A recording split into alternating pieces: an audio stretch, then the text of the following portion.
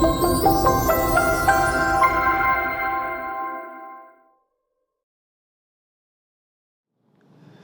and welcome to those of you joining us on Lincolnshire Reporter.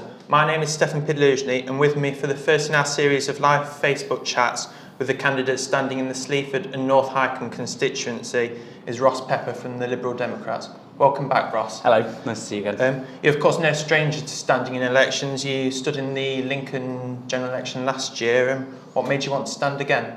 Well, for me, this election is all about the local people of Sleaford North Hykeham. It's their chance to have their say on who represents them. It's not going to change the government, but it's there to send a positive message on who represents them at Westminster until the next time we have an election. Sure.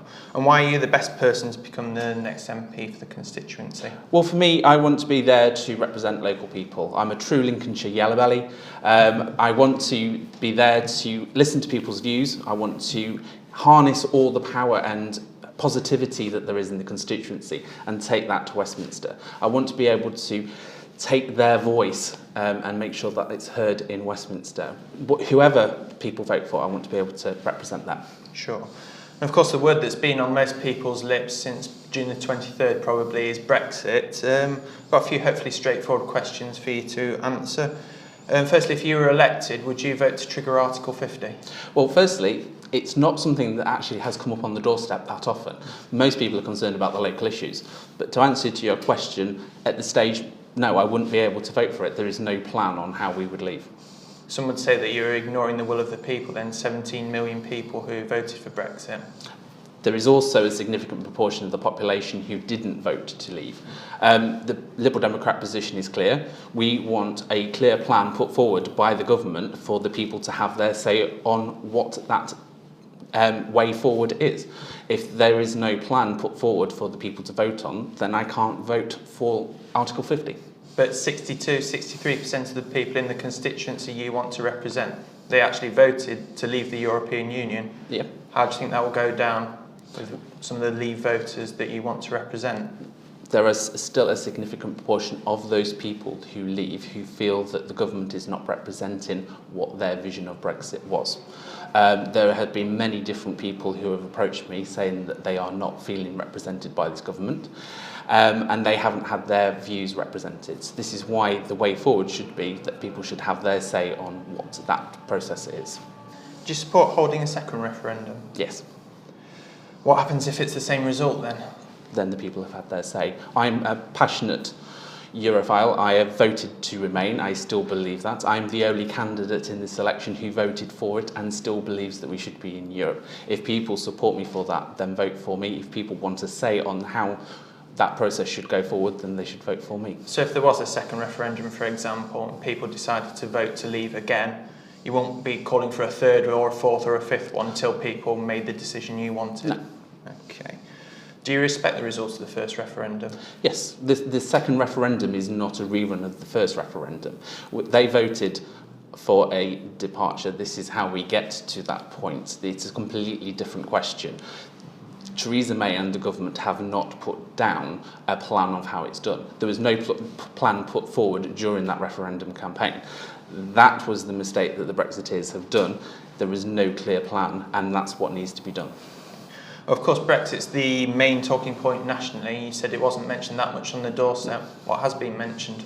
Local services, whether it be Grantham A&E, whether it be local GP service. We've obviously had the news that the surgery in Metheringham has been closing in the new year. Local transport links, whether it be buses, trains, roads. They're the things that people care about. They're the things that people get affected by in their everyday lives. That's the things that have been coming up on the doorstep. What would you do differently with Grantham A&E to what the current government's done?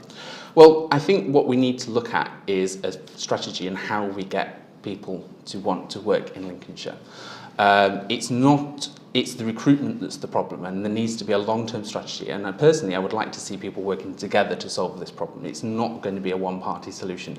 We need to work together on this. But I think one other thing is that we need a properly funded NHS. And I know Norman Lamb, our health spokesman, is looking at ways in which we can actually fund the NHS properly in the long term. the NHS does need a long-term strategy on how it's funded, but we also need a long-term strategy on how we recruit doctors, nurses, and people into the profession and keep them.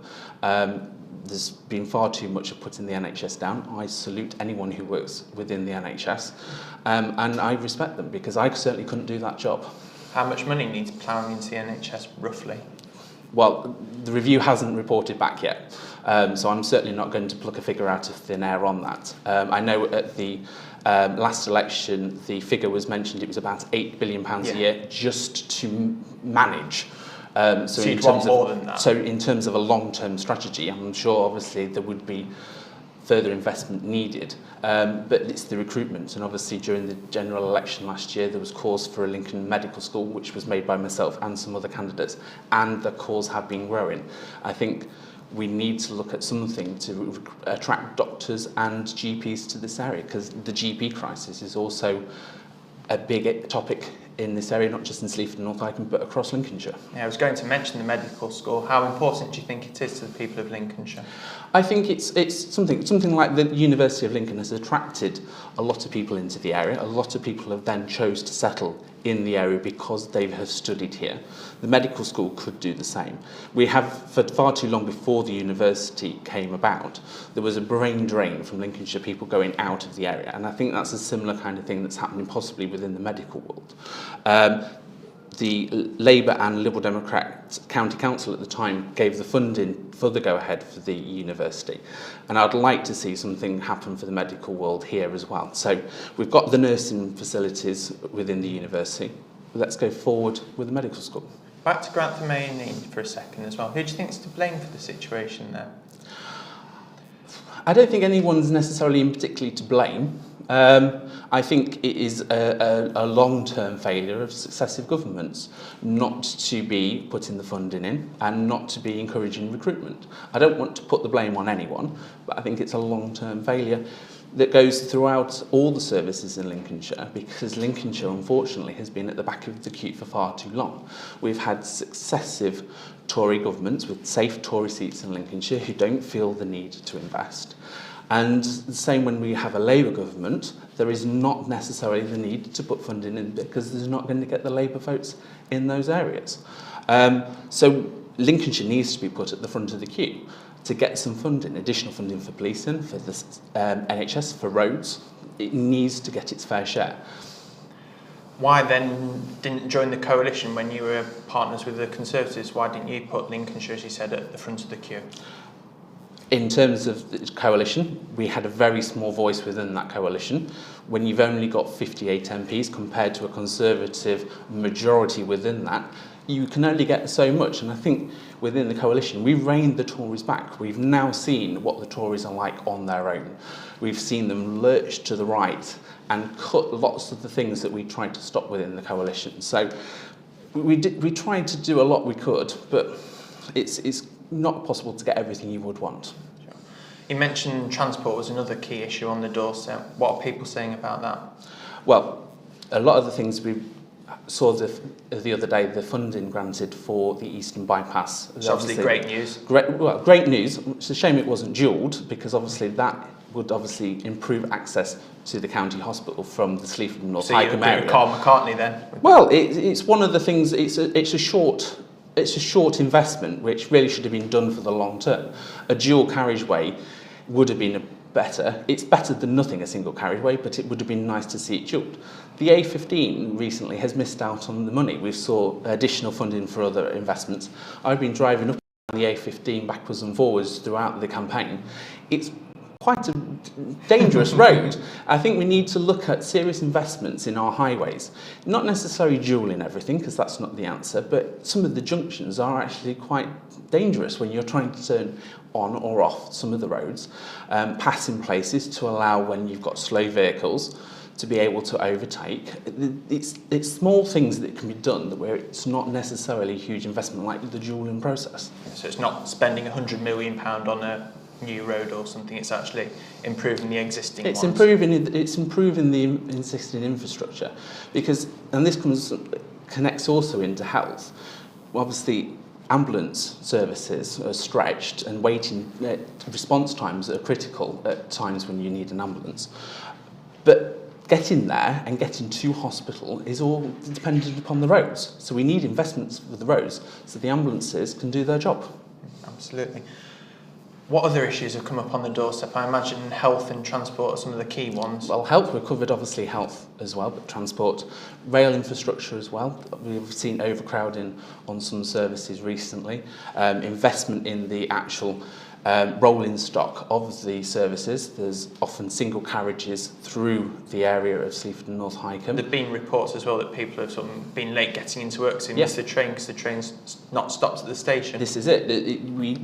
The rail companies need to put serious investment into this area.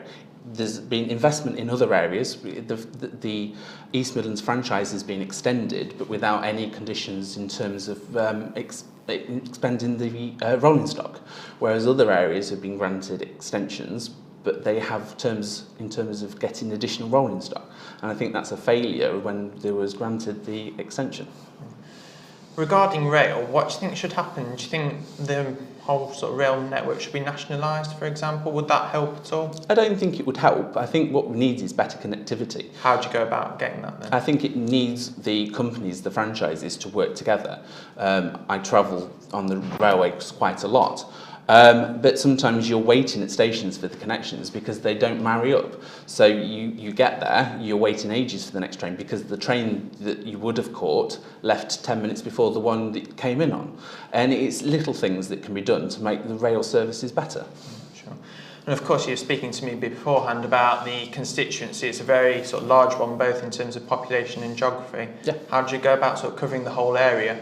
Well, so a lot of the areas, North Hykeham probably looks towards Lincoln quite a bit. Some of the places in the south look towards Grantham. Areas look towards Newark as well. Yeah, it's a massive area. You've got areas covered from Long Bennington to Heckington, Billinghay and Nopton. It's a massive area and it's a very difficult area to cover. I've clocked up so many miles through this campaign, and I'm sure the petrol stations around my house are rubbing their hands with glee from this. But yeah, it's a very complex constituency because it goes right from the northern tip of Grantham all the way to the southern tip of Lincoln, from the A1 all the way across to almost touching the fens at Boston. So it's very complex because people do, as you say, look to different ways. And I think, again, it's working together. It's finding those connections with places and working with local MPs. Just because I'm a Lib Dem does not mean that I'm going to not work with our local neighbouring MPs to get the best deal for Sleaford North Hykeham. What would be a good result for the Lib Dems here?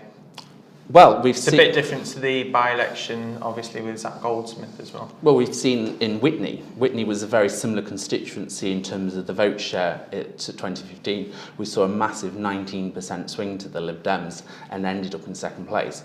We've been getting very good feedback on the doorstep. I think we've got a chance, and especially if we get a really good result at Richmond on Thursday, will give us a very good shout for a good result here. The momentum will carry on. Yes. Okay.